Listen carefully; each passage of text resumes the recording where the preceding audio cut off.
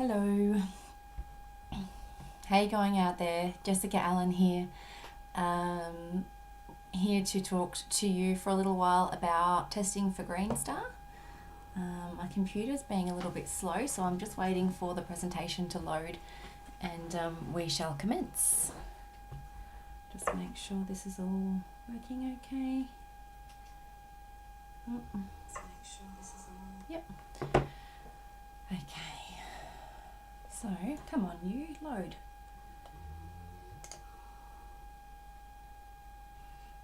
Hope everyone's staying warm and safe out there.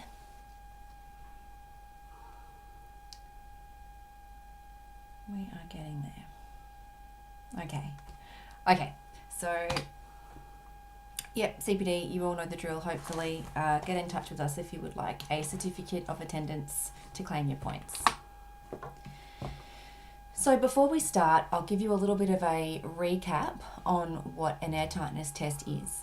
So basically the gist of it is a team will come to site, load some fans in an external doorways and depressurize or pressurize the building. And we do that depending on which way the fan is facing. It will either suck air out of a building or blow air into a building. And you will create a pressure difference between the indoor conditions and the outdoor conditions. The number of fans we need is determined by the size of the building firstly, and also a prediction of how leaky we think it is, because obviously the leakier the building, the more air is going to leak out of it when we try to pressurize it, and the more fan power we're going to need to get to 50 pascals air pressure differential inside and outside to get our results.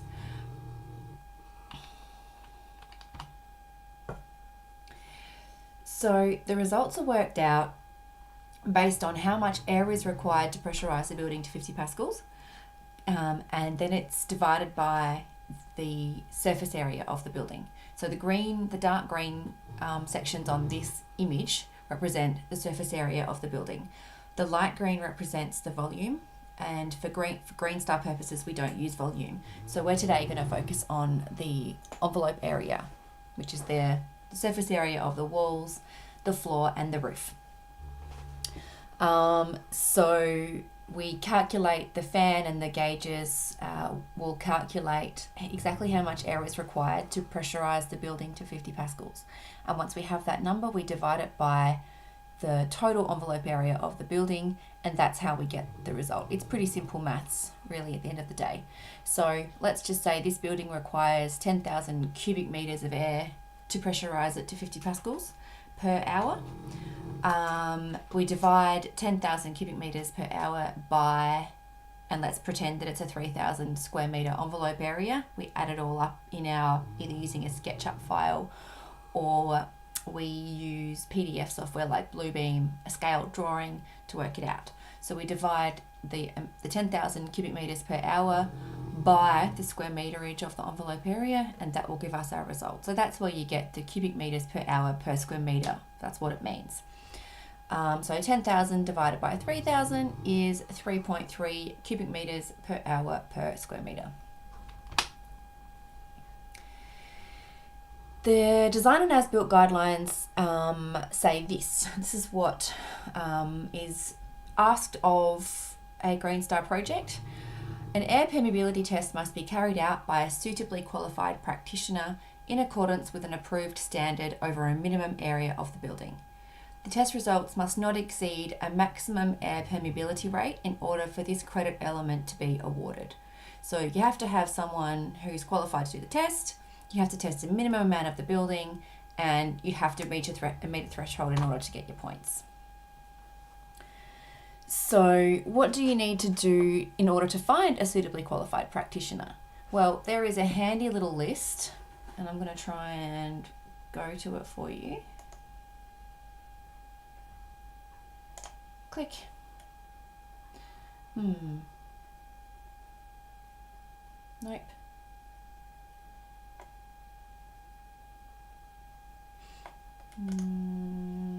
Hyperlink's not working. I will post the link for you in the chat at the end, if somebody can remind me if I forget to post that link. I will post you a link to the ATMA website, which lists every qualified practitioner in Australia, and they list them state by state. So you can narrow your search down if you're in Victoria or Queensland. You can narrow your search down to someone who's in your state. All of the testers on that list are allowed to test for Green Star at this point. There are different levels of qualification. There's a couple of different levels. Green Star at this point doesn't differentiate between those levels of experience and qualification. So any of those people can technically test for your Green Star project. It's really important though to do your due diligence and find out a bit about the person's history, experience, because testing large, complex commercial buildings is very different to testing residential homes. So you need to make sure that firstly your contractor is suitably experienced and qualified, and secondly that they have enough equipment.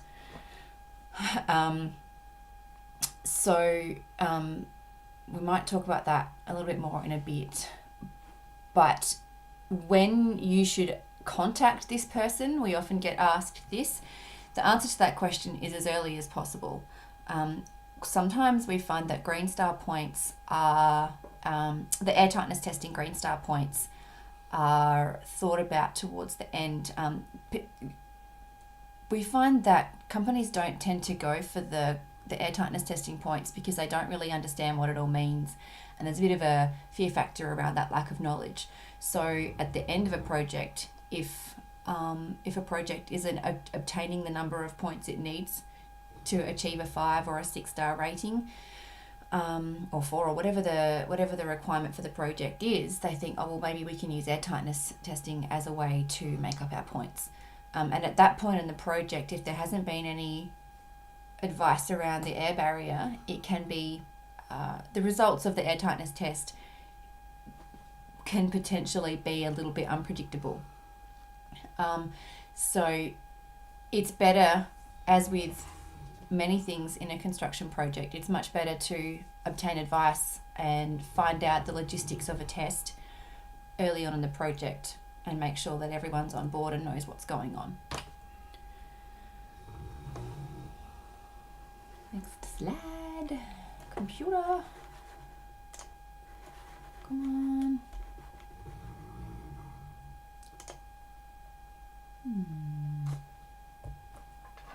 There we go. So one of the first things that you should do when you decide to carry out an air tightness test is identify your air barrier. And the easiest and quickest way to do this is by simply drawing a line around it.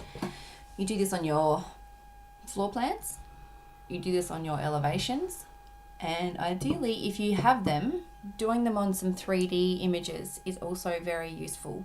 The better you can communicate the location of your air barrier to everyone on site, the better the outcomes are going to be. So the location of this red pen line is important.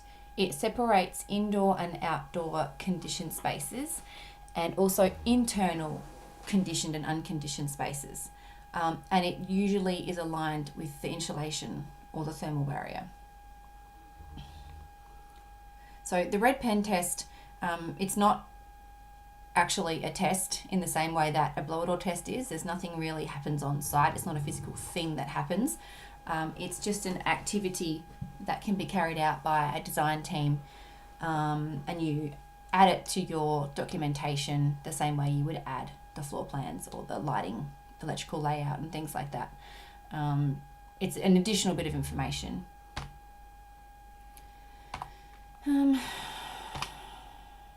Yeah. So as far as the testing area requirements go, this is what's written in the guidelines. The air permeability test may be carried out across a sample area, if not the whole building. For sample testing, the test must be carried out on either 2,000 square metres or 10% of the building's total envelope area, whichever is greater. Now that's for your that's for 1 point. If you're going to aim for only 1 point, you only have to test, according to these guidelines, a small portion of the building, 2,000 square metres or 10%, whichever is the greater surface area. This area must include the uppermost occupied area of the building, so the top level.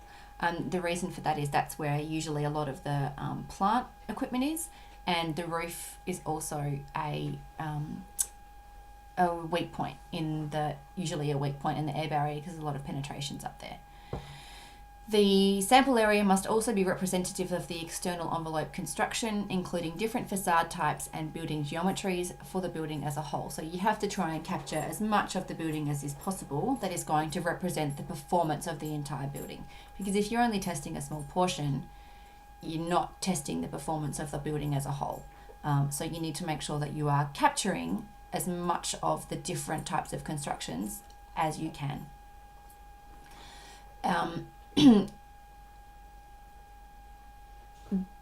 Okay, let's move on. So this is the table that appears in the Design and As-Built guidelines. You can obtain up to 3 points under the Air Tightness Testing credit. So for 1 point, you simply have to hit a minimum or maximum, however you want to use the terminology. You have to hit a threshold of 20 cubic meters per hour per square meter for most building types. You can see there's different classifications of different building types and they have different targets. This is a little bit confusing, particularly where there's mixed use buildings where you've got an office, a childcare centre, a gym. There's a lot of these types of mixed use buildings popping up. A lot of them are Green Star. So that can get a little bit confusing. So your best bet is to ask your air tightness testing contractor to clarify that for you as to what your targets are going to be under this system. So you can either get, if you hit your minimum target of 20 cubic meters per hour per square meter, let's say for an air-conditioned office, you will obtain 1 point. If you obtain a score of 5 cubic meters per hour per square meter for an air-conditioned office building, you will achieve 5 or less, you will achieve 2 points. And for best practice, you have to hit 2 cubic meters per hour per square meter or less. If you're going for the innovation points, you know, those points that push you're trying to push your building that little bit further, you have to achieve, if you're going to do a smaller compartment test, you have to test a larger portion. So you have to test more of the building to prove that a larger area of that building is actually up to standard. So 5,000 square meters or 20% of the total building envelope area. So I'm going to explain a little bit more about what a compartment test is, and why it, although it's allowable under Green Star, why it's actually not the best way to test a building at all. So the benefits, I'll explain a little bit about this diagram. I've just done a simple diagram with a little box. So you can see that this could be an elevation or it could be a floor plan. It doesn't matter. The concept is the same. I've got a building. It's got rooms in a building, or it's got levels, and you only want to test one section of it. So this red box is going to be a test zone. So that area, that section of the building, you're going to have fans loaded into doors, into an external door, and you're going to shut all the doors and windows to section off that compartment from the rest of the building. That section of the building is then pressurized to 50 pascals. And what those arrows are showing is that you're not only getting air leakage out of the external walls, the dark black walls are the external walls. You're getting leakage out of there, which is what you want to test, but you're also getting leakage through the internal walls, which you don't want to test, because the purpose of a air tightness test is to quantify the performance of the external fabric. And if you're getting leakage in between floors or in between rooms, either via the doors and windows or via ducting and vents, that creates an airflow that the amount of air that's required to pressurize that zone to 50 pascals. It creates a false result because you're getting internal leakage that you don't really want to quantify. So there are pros of this kind of testing. It is suitable for certain types of rooms that need to be isolated. So operating theatres, things like that, comms rooms often need to be isolated to keep equipment cool. They're air-conditioned zones that need to be kept at a certain temperature, so they're often isolated. Apartment buildings are another one where the smaller compartments, the apartments are separated from each other for acoustic purposes, fire purposes, health purposes. So if you're testing an apartment building, compartment testing is very useful because you want to understand the performance of each apartment as a standalone system. But if you're testing an office building, you don't. Your focus or your priority shouldn't be finding out the performance of one level or one section of that building. These tests are often done because they are perceived to be easier and cheaper and quicker. That's not always the case though, because sometimes this type of testing actually requires more equipment, more expertise, more understanding of what's happening in the building, takes more time to set up. The preparation of a compartment test, we'll go into the cons now, the preparation of a compartment test is quite labour intensive because you have to isolate mechanical risers, ducts, vents, those sorts of things that are going to create internal leakage, to try and make sure that you are only quantifying the air that's escaping out of the walls and roof and the external areas. So yeah, you're testing internal assemblies which you don't need to know about. You also have the possibility of not being able to capture all of the different types of assemblies in a building. Sometimes it is not possible to capture all of those assemblies. And basically, at the end of the day, buildings should be tested as one whole system in order to find out exactly how they're performing, because purpose of Green Star is to create healthier, more energy efficient and sustainable buildings, and testing the building as a whole is the best way to determine how the facade is performing.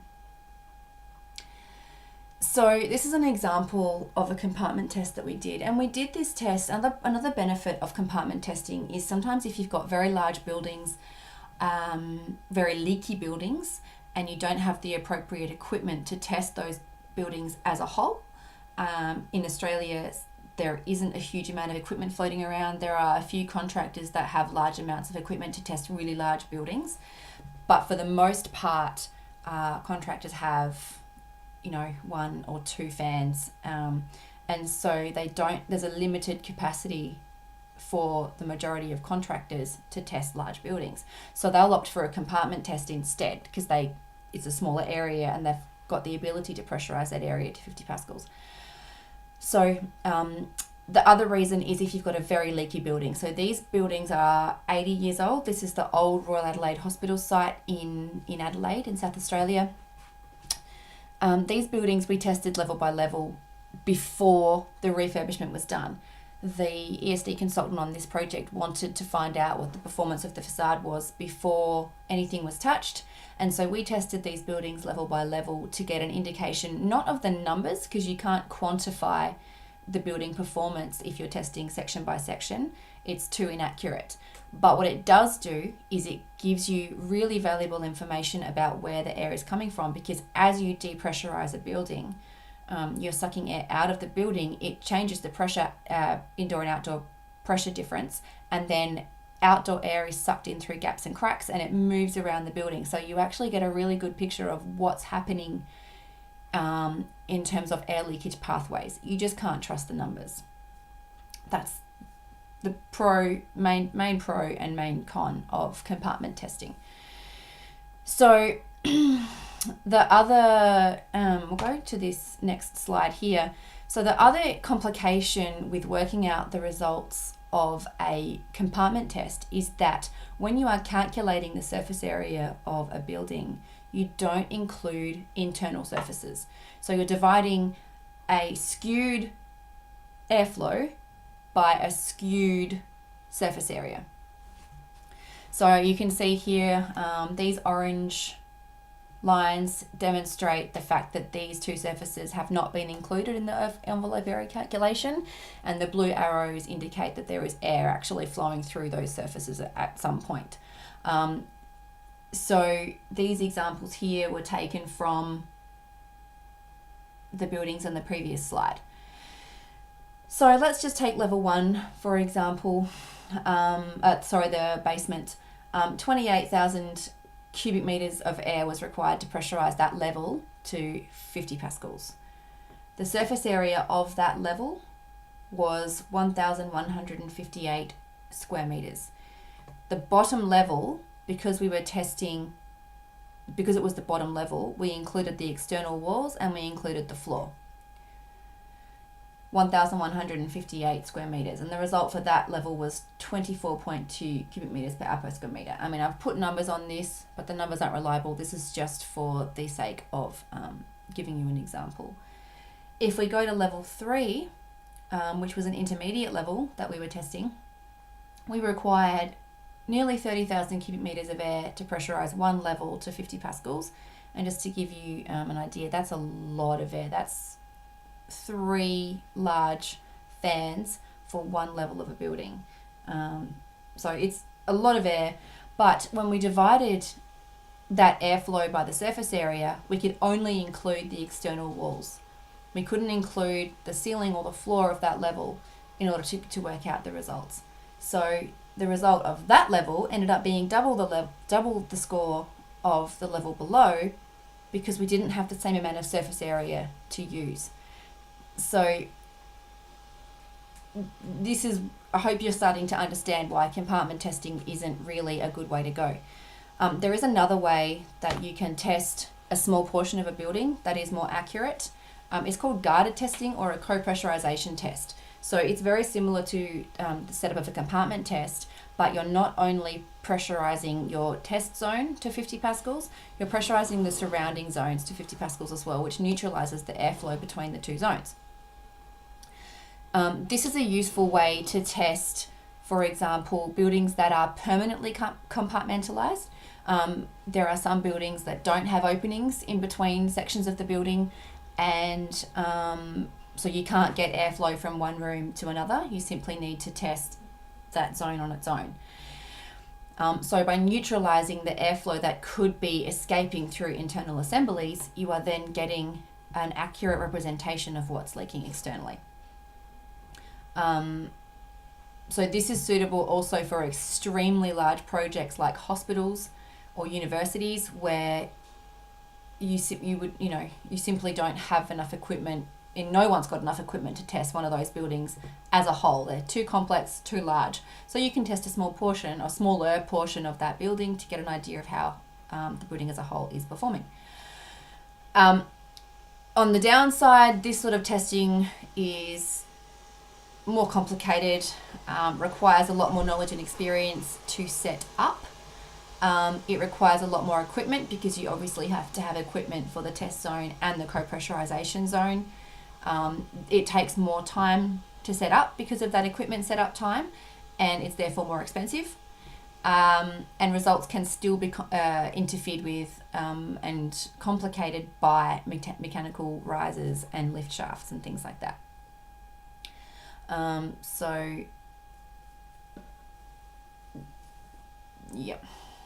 Moving on. This, on the other hand, is an example of a whole building test. So you can see that instead of having a test zone or a co-pressurization zone, we've got all of the external fabric of this pretend building is being pressurized. Every single external surface has got 50 pascals of pressure exerted on it, whether it's negative or positive pressure. And this is the highest level of accuracy. This is the highest, the most accurate way you can test a building, as I've already mentioned. It takes all the internal leakage out of the question through risers and lift shafts and ducting and things like that. The ducting is all switched off during a test like this. The HVAC, all the dampers are closed, so that we don't get leakage through the ducting, because we're not testing ducting leakage on a test like this. When we don't care what, at this point, this particular purpose of this test, we're not testing what's leaking out of the HVAC. We're only testing the facade. So this is the way to go. The cons are that, again, we have that list of testers. You need to make sure that they have the required skills and experience, and also the required amount of equipment in order to achieve 50 pascals. Depending on the size of the building, you can require large amounts of equipment. For really large buildings, setup can take a day or more, which again can be on the expensive side. But if the building has been well sealed, then you require less equipment, which requires less setup time. And this is why when at the end of a project, when clients call me up and say, oh, we just need a test, we just need 1 point, the perception is that that's the easiest way to go about achieving an air tightness point. But it's not, because the contractor will have very little idea about how the building is being put together. And if there's been no consulting around airtight, I mean, these projects have facade engineers and all that sort of thing. But there are some obvious, or maybe not so obvious, but simple things that should be addressed through the construction of a project, that your air tightness contractor can draw your attention to, that you might not have thought of previously, if you have no experience with air tightness testing. So going back to my previous slide, the best time to get in touch with someone about air tightness testing is at the beginning, because if you call them at the end, and you've got a leaky building and you only want a compartment test, that is actually the most complicated type of test to do. So yeah. This one is an example of a 3D model that was drawn of a test we did here in Adelaide. The bottom section is a retail area. Then you've got a lift shaft through the centre, and then the top 3 levels were office buildings, office levels, open plan type setup. So the total envelope area of this building was 6,585.8 square metres. We pressurised to 50 pascals, and we needed 77,708 cubic metres of air to get to 50 pascals. So if we divide 77,708 by 6,585.8, the result was 11.26 cubic metres per hour per square metre. So that's just an example, a brief example of an actual test that we did, what the 3D model would look like, how we use this to calculate the total envelope area, and then the result. So this was actually an example of a client who'd come to us at the end of their project when they needed additional points and they were working out how to do that. We managed to get on site in time to point out a few gaping holes in the building envelope that would severely compromise the test. Luckily we got there. It was still at the end of the project, but luckily we still had a little bit of scope to help them out. And even though they had no consulting on air tightness testing through the course of the project, they still got a score of 11.26 cubic metres per hour per square metre, which got them their 1 point. So don't be afraid of air tightness testing for your Green Star projects. The chances of passing are quite high. That's not to say that all Green Star projects are going to pass the requirements, because I'm sure there'll be some that struggle.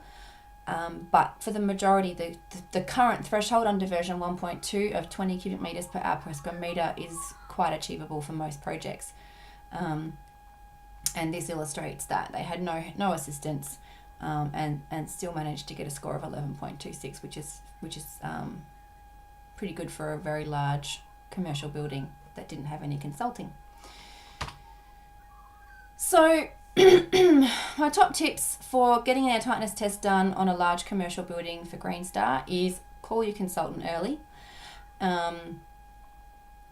If you're having big problems with your facade at the end of the project when everything's finished, there's not a great deal that we can do. There's no magic wand that we can wave at the end of a project to get you over that threshold. So it's best to sort of understand what goes into your air tightness credit as early as possible. A leaky building is more difficult to test than a non-leaky building. So those small compartment tests that you want just for your one point are far more complex than doing a whole building test on a building that's had consulting on it through the process. It's really important that the whole construction team understands what's going on. All the contractors, we've arrived on sites before where the contractors don't even know we were coming or don't know what they are required to do on the day in order to help us out. Especially the mechanical team. So it's a good idea to catch up with your air tightness contractor and your supervisors on the construction team as early as possible to get any questions out of the way, clarify what's going to happen on test day, clarify what needs to be done leading up to test day, to make sure that everything goes as smoothly as possible. Particularly if your contractor is having to travel to come to you, because you don't want to have them come back again because something went wrong on the day that could have been avoided. So pre-test site visits are highly recommended. So if your contractor suggests they come on site to have a look at what's going on before the test day, I recommend doing that. There's lots of things like with the previous project I showed you that could be pointed out that may not have been identified previously. This work often needs to be done on weekends or at night time because the whole building needs to be prepared in a certain way. The HVAC needs to be turned off. Various things need to happen. So it's better if the site is clear of people when your air tightness test happens. So be prepared for weekend or at night work if you're having a Green Star air tightness test done. And your tester will need access to the whole building, including plant rooms, comms rooms, server rooms. So if there are any privacy issues that needs to be identified or confidentiality issues that needs to be identified early on. And if your contractor if you employ your contractor to prepare the building for you, if you don't do it yourself, or if the builder doesn't do it, there could be roof permits and all sorts of things required in order to access different parts of the building. So all of those sorts of logistics need to be sorted out, and your contractor should identify that for you as well. So that's all I have today for the information around Green Star air tightness testing. I hope it's been helpful for you. If you have any questions, I will check the chat right now. Doesn't appear to be any questions for the moment. So thank you very much for joining me. If you're out there watching this live, I can be contacted at air@suho.com.au if you have any questions. And if you want that certificate of attendance, please contact us at info@suho.com.au. So that's it from me for air tightness testing and Green Star. So I will see you next time. Bye.